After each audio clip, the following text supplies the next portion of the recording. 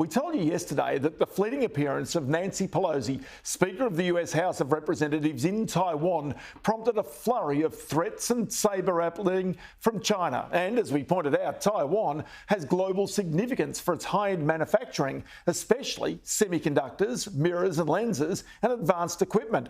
Any disruption will have an immediate impact on the rest of the world. Malcolm Davis is a senior analyst in defence strategy at the Australian Strategic Policy Institute, and I caught up with him a little earlier.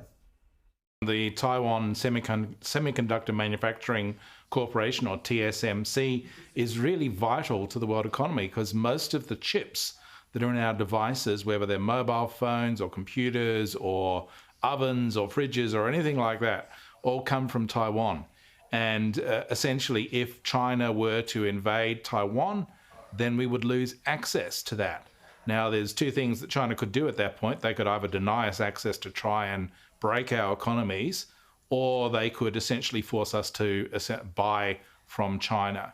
And that would give them huge coercive potential against us. Okay, so one of the reasons that Nancy Pelosi says she's visiting is because of that semiconductor company, the Taiwanese semiconductor manufacturer, which has also got plants in the United States that it's building right now. So clearly the strategic alliance between the two nations, even those companies, is also very much ingrained in the psyche of both countries. That's correct. And I think that in addition to the semiconductor challenge, you have to look at what the economic and business implications are of losing Taiwan in general. If the Chinese were to be able to invade and annex Taiwan and forcibly incorporate it into the People's Republic of China, that would be a huge blow to the strategic credibility of the United States. And that would have essentially shockwaves being sent through economic markets and confidence in Indo-Pacific states, in US leadership. So it's not just about the semiconductors or the high-tech side of things, it's about the geostrategic and geoeconomic impact of losing Taiwan.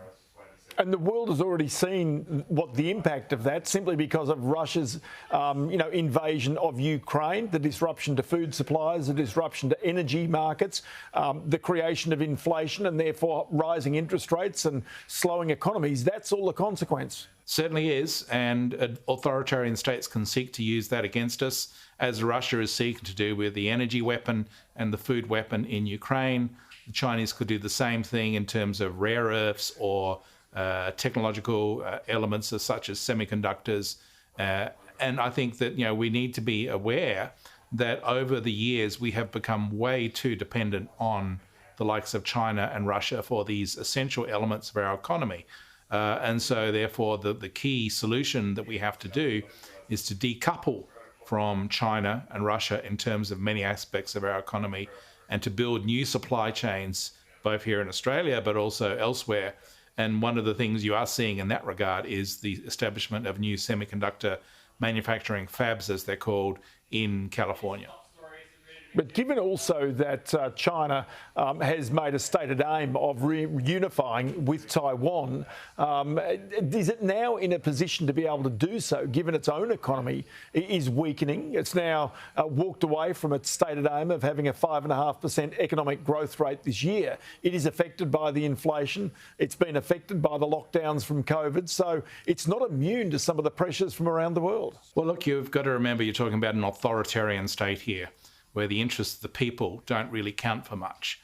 So the Chinese Communist Party can make decisions about what receives priority. And in this case, the People's Liberation Army, the Chinese military, receives priority because it is essential for Xi Jinping's grip on power and, more broadly, the Chinese Communist Party's grip on power to achieve the China dream of a rejuvenated China.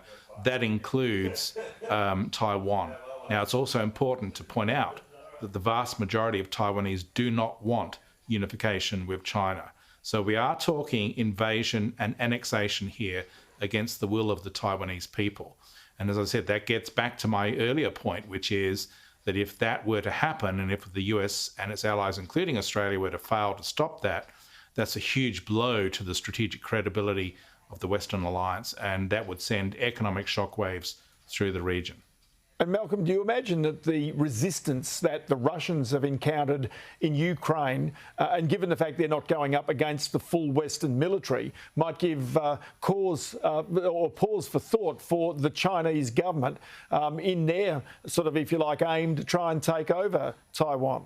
No, I don't, because the Chinese are looking at what the Russians are doing in Ukraine. They're learning valuable lessons in terms of how to conduct offensive military operations, what not to do in terms of, the Russians badly miscalculating about logistics and how badly the Russians have undertaken combined arms operations. Chinese are learning valuable lessons, and I think you can't simply say that because the Russians are going badly in their war, the Chinese are suddenly going to be much more hesitant in terms of their plans for Taiwan. Malcolm Davis, Senior Analyst in Defence Strategy at the Australian Strategic Policy Institute. Many thanks for your time on the program. Thank you.